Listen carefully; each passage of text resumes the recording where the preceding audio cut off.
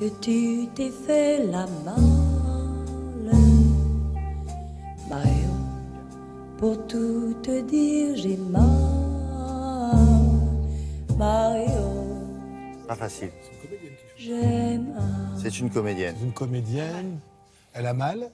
C'est une comédienne qui a Belle, mal. très belle, très belle. Oh, Michel Seydoux. Disparue. Trop vite. Sa sœur, vous la connaissez très bien.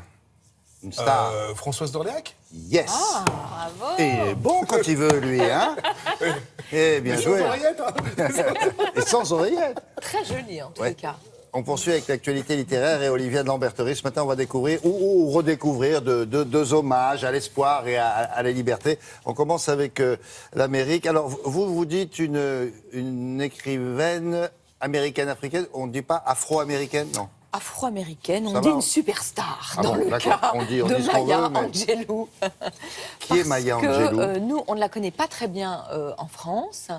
Il y a eu il y a très peu de temps un grand hommage qui lui a été rendu au théâtre de l'Odéon, où il y avait Christiane Taubira, Russell Banks, le grand écrivain américain, était venu spécialement pour lui Antillaise, rendre alors, hommage. Christiane Taubira, peut-être, Oui, non? parce que c'est une grande militante de la cause noire et qui a défendu les femmes noires américaines, mais toutes les femmes, Bien sûr.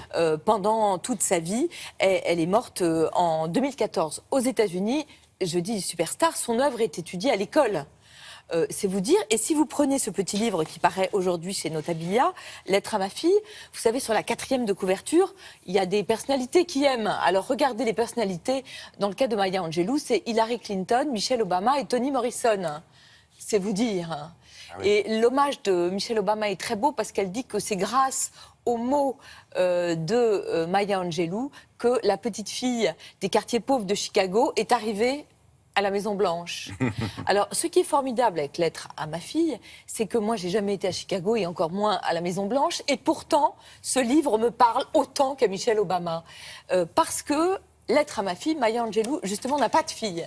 Donc c'est une lettre symbolique à toutes les femmes. Elle le dit, les noires, les blanches, les asiatiques, les moches, les belles, les cultivées, les analphabètes.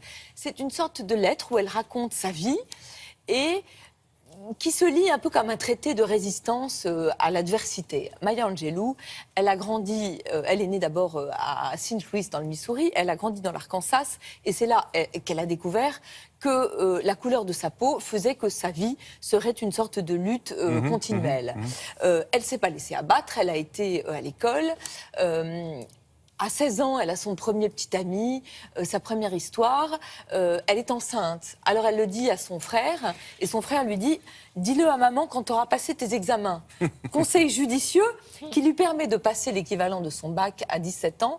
Elle est enceinte de 8 mois et 1 semaine. On n'a pas dit si c'était une écrivaine contemporaine ou si elle a... Elle est morte en 2014, à 86 D'accord. ans. Ah oui, voilà, d'accord. Elle a eu une grande vie. Donc le 20e siècle, quoi. Exactement, Elle était, exactement. d'accord. Elle a vécu tout le XXe siècle. Elle fait des études. Elle est la première étudiante noire à fréquenter une école privée. Elle part en Afrique. Elle est amie de lutte avec Malcolm X, avec Martin Luther King. Et le jour de l'assassinat de Martin Luther King, c'est le jour de ses 40 ans. Et là, elle décide de se mettre à écrire. Elle a écrit une œuvre considérable. Je trouve que ça, c'est une bonne porte d'entrée, Lettre à ma fille, parce qu'on découvre bien qui elle est. Il y a un passage incroyable. Elle a été chanteuse aussi, une grande chanteuse. Elle a joué dans Porgy and Bess. Oh. Elle est en tournée en France, dans le spectacle Porgy and Bess, que tu as peut-être vu.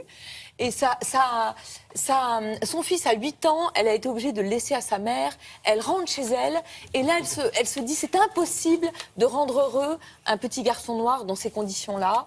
Et elle va voir son professeur de chant qui lui dit fais la liste de tous les bienfaits de ta vie. Elle dit tu peux entendre ton petit garçon pleurer, tu peux regarder l'être aimé, tu peux lire. Donc, ça te donne la force. Et voilà, et cette force, elle irradie son œuvre. Vous savez, au lendemain des attentats, on nous avait dit « Lisez, Paris est une fête ». Et bien, je dis que dans ces temps d'incertitude américaine, lisez Maya Angelou. C'est vraiment un traité de liberté tout à fait exceptionnel. C'est chez Notabilia. Notabilia. 30 secondes. Vous n'êtes peut-être pas à connaître cette Notabilia. Exactement. Notabilia, d'accord. Et sinon, on trouve toutes ses œuvres au livre de poche. D'accord. 30 secondes alors 30 20 secondes pour maintenant. un autre traité de liberté. Il faut que vous le voyez parce que vous allez tout comprendre, j'ai même Ouais. pas besoin de parler. 1942, Éluard écrit ce poème que tout le monde connaît, Liberté. J'écris ton nom dans la clandestinité. Le poème va être une sorte d'hymne à la résistance. 1952, Paul Éluard meurt. Segers, qui a fondé une collection de poésie, demande à Fernand Léger d'illustrer le poème qui sort et que les éditions Segers aujourd'hui ont eu la bonne idée de republier et en l'état. Et c'est à la fois une affiche, un poème, un livre. Je trouve ça magnifique. Mais c'est très beau. C'est un très bon cadeau de Noël. Ouais, pas mal. Non, on y arrive. Oui, très bien. Merci beaucoup pour cette suggestion.